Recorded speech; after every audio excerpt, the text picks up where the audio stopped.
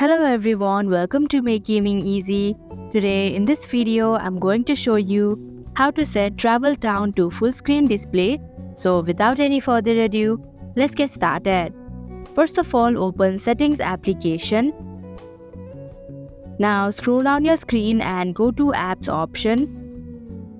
Tap on Manage Apps. Here in the search bar, type in Travel Down. Scroll down your screen and here you can see full screen mode under Advanced Settings option.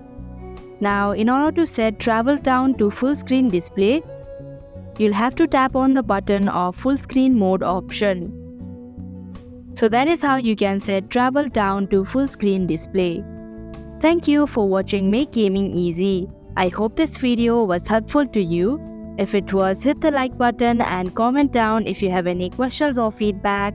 Also, if you are new to our channel, subscribe and hit the bell icon so that you don't miss our upcoming videos.